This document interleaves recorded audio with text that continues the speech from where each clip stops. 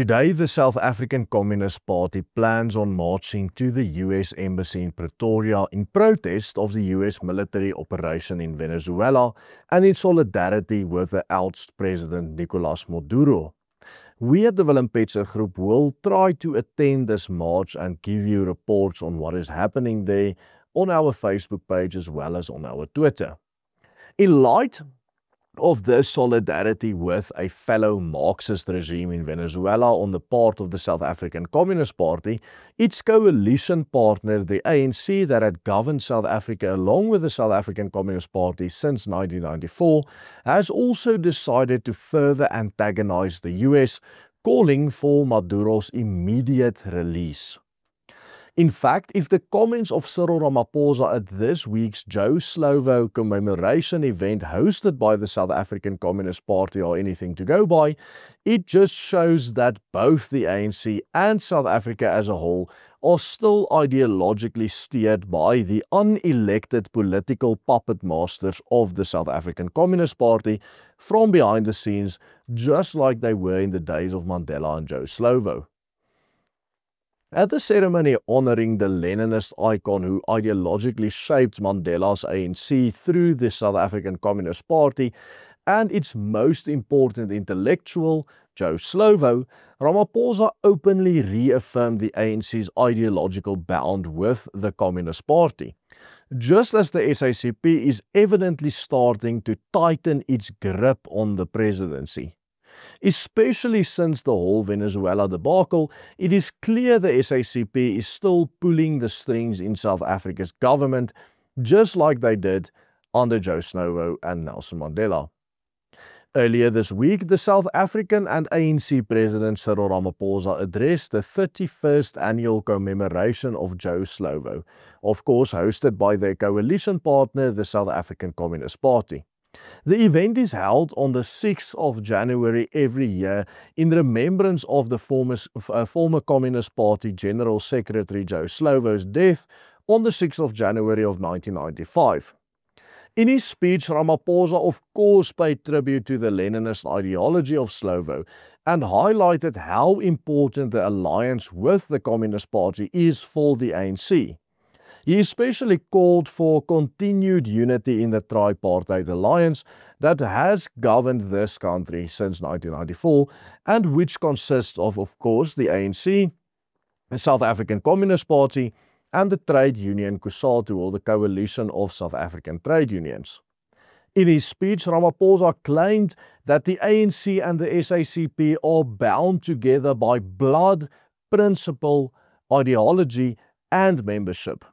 He also reiterated that the ANC's support for the Marxist former Venezuelan President Nicolas Maduro, who has been long an ally of communists all over the world. Unlike in the past, however, this year Ramaphosa wasn't exactly welcomed with open arms by his comrades of the South African Communist Party. What's this? Comrades, there's one thing which I want you to do. You don't do what other people do in other organizations. When you disagree, you start doing. Listen to the message, and we continue to the message. Comrade, order. Ndingakubisi ngegama, comrade. Comrade, order. Ndingakubisi ngegama.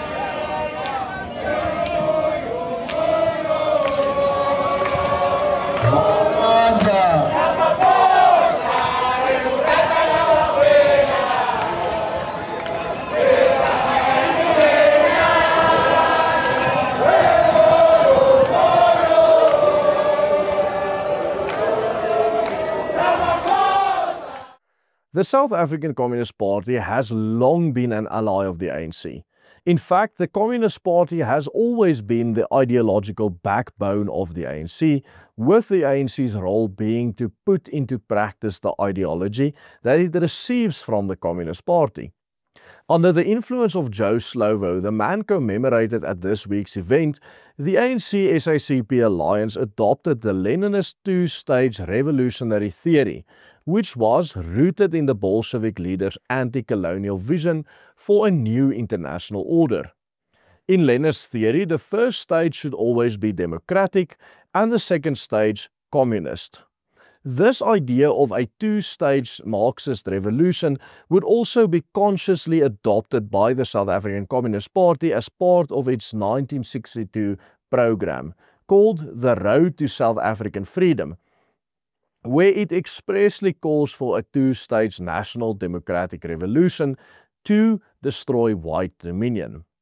During the early 1980s, when Mandela was still in prison, Slovo was not only elected as the Secretary General of the SACP, but he also served as the Chief of Staff of Umkhonto we Sizwe, the ANC's military wing, of which Mandela was still officially the leader.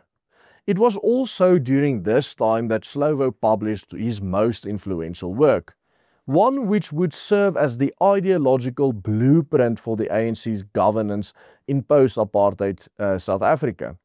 It was entitled The South African Working Class and the National Democratic Revolution.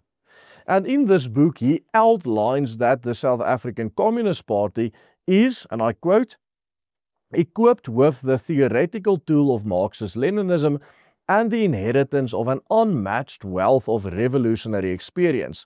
Therefore, it is not immodest for us to assert that our party is uniquely qualified to help illuminate the correct analytical path.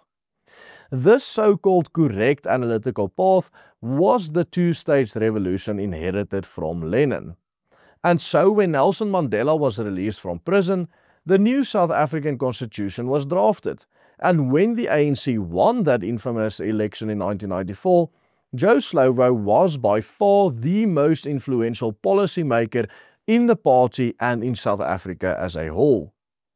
Ever since, by simply remaining a coalition party of the ANC, the South African Communist Party has governed this country by proxy by shaping the policies of the ruling ANC party without ever even participating in a single election. This is why, despite the fact that the South African Communist Party has often threatened to split from the ANC, even recently threatening to contest elections on its own for the first time since 1994, the party has never actually forsaken his coalition with the ANC. The SACP knows very well that without the ANC, it would never be able to make any significant impact on the South African political landscape. In fact, if the South African Communist Party were actually to engage in the democratic process on its own, it would in effect be reduced to a minor and highly insignificant political party. Yet, by latching onto the ANC and leading the ANC ideologically, it has effectively been able to govern without ever even having to engage in the democratic process at all. There is, of course, a distinct irony in all of this. For all the rhetoric about democracy and democratic representation of the masses, the political party determining government policy has never even garnered a single vote. Who do you think is the driving force behind expropriation without compensation, behind the drive for the socialist national health insurance? All of these ANC policies originated from the South African Communist Party and then became ANC policy. And now the communists are even further tightening their grip on the current ANC leadership under Cyril Ramaphosa, pressuring him to continue to implement their ideology as ANC president. Yet, what is particularly telling is the way in which Ramaphosa is responding to this pressure. Compare, for example, how he responds to pressure from the White House and Donald Trump and the most powerful nation on earth, and how he responds to the pressure from this minor communist coalition partner of his. In the case of the former, he has famously claimed that he will not be bullied, while in the case of the latter, he actually pleads for unity and caves to the demands of the South African Communist Party, stating that he is willing to go out of his way to put their policies into practice. Watch this. Vote. And we want a consolidated vote. But having said that, we need to discuss the modalities of how the decisions that the SACP has taken will be put into practice and how we will work during the election campaign. And we don't obviously regard the SACP as our enemy, nor do they regard the ANC as their enemy. We are allies, and we are allies that are joined together by blood, by principle, by ideology over the years, and by membership as well. So we will discuss all these matters, and I'm sure that we will find a better way of managing this whole process. It is extremely telling that Ramaphosa seemingly fears this communist puppet master more than the most powerful government and the most powerful military on the face of the planet. As the SACP continues to tighten its grip on Ramaphosa and the ANC, South Africa drifts closer to the actual revolutionary stage of the Leninist National Democratic Revolution as propagated by Mandela and Joe Slovo. A shift from failing social democratic governance towards openly centralized authoritarian and expressly Marxist state control. This would of course be absolutely catastrophic for every citizen of this country, and this is why the ANC-SACP COSATU alliance must be resisted and stopped by any means at our disposal.